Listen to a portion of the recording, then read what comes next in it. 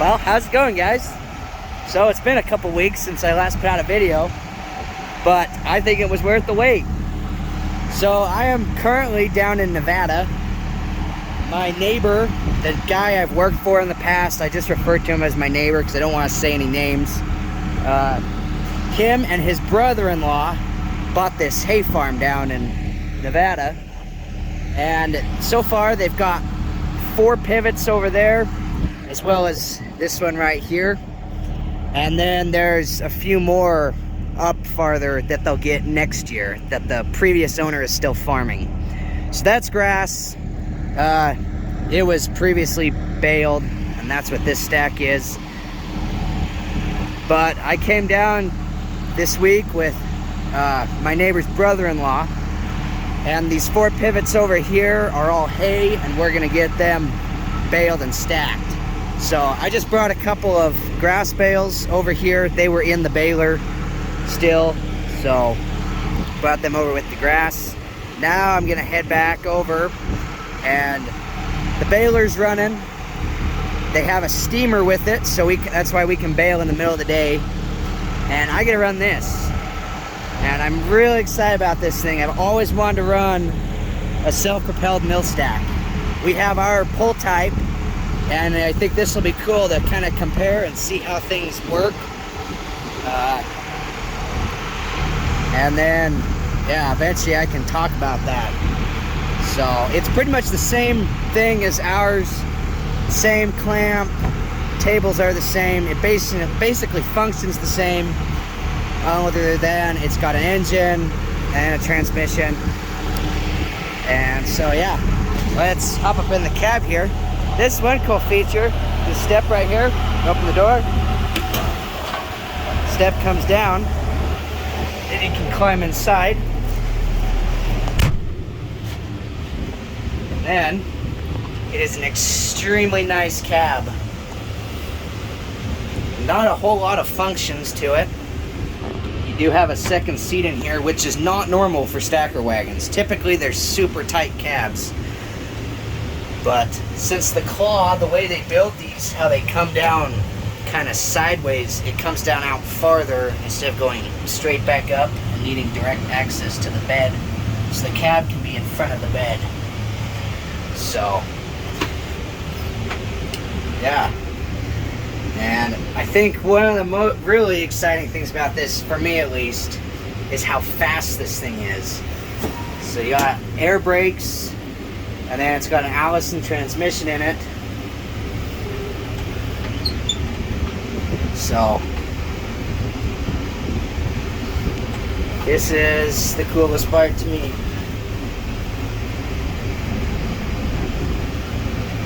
So you get out and you don't even have to give it much gas. You can kind of see the one on the top left is the RPM, and then the next one's the speed.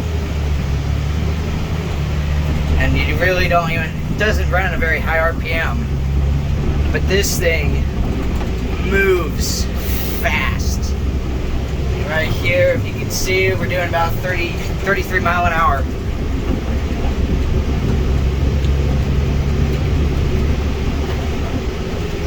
So, it was at 35. I gotta slow down because the road gets rougher up here. So, I'm gonna make my way back over to the field that we're in, and I'll stack my first load with this thing. Alright, I'm out in the field now.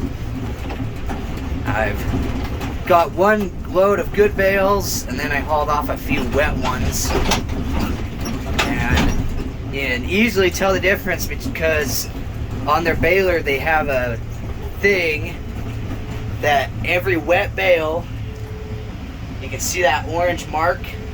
Every wet bale, it automatically, there's cans of spray paint, and there's little, I don't even know what you call it, this little thing that presses the button on the, or the thing on the spray paint, and it squirts some paint out on the bale. So every bale marked with orange is a little more on the wetter side. And you can kind of see the black spots, the darker spots in the bale, but that just makes it even easier to just got a quick glance. look at it, and then keep on going. So I'll just save that one and then probably throw it in the other pile. It's more of a pile. I started making a stack, but I wasn't aware of how much this thing has. A lot of torque behind it, and I pushed the stack over with my second load. So yeah, they weren't full loads, so the stack wasn't even very high, but I still had got it pushed over. So come get another bale.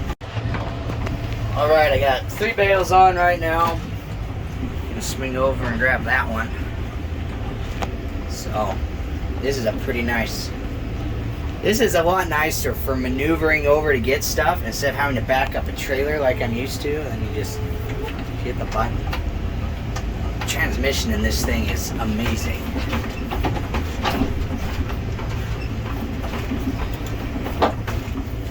So far, I really like this machine. By the end, I think I'll make a video talking about which style I like better, but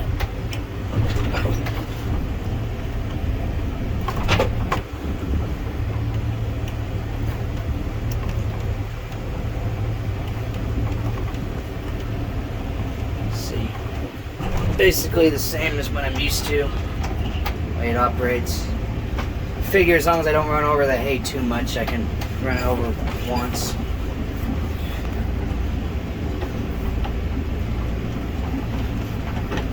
I definitely like stacking these pivots because you just keep going around in the circle. You don't have to go like sideways over corrugates. There's another nice spot. It's easy to maneuver drive into the bale.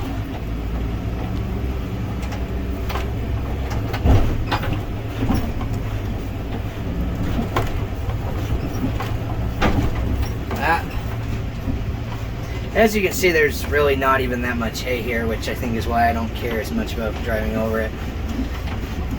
It's a pretty light. This pivot's pretty light. The next one we'll do is a little bit, well, a lot heavier. Not as heavy as what I'm used to, but still pretty heavy.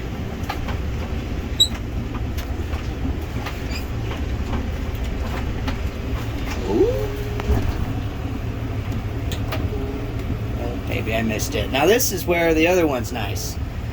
The pull type. When you come in and you're like barely too far over, you can move the tongue on the pull types, so you can move your claw in a tiny bit.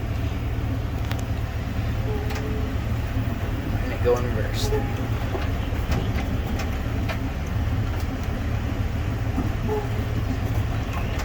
And then you don't have to really realign.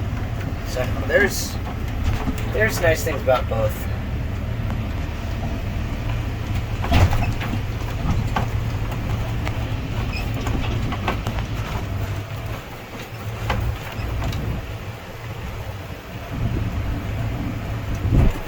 Alright, I go off over there, find more.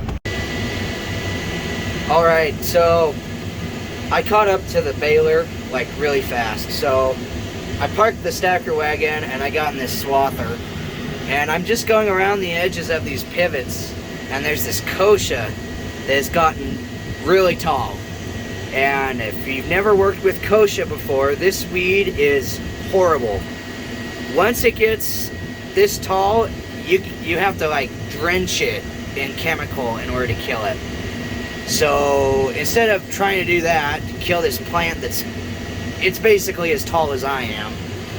So instead, I'm just going to use this swather, and I've been doing it over here. You can see these windrows are massive, just of kochia.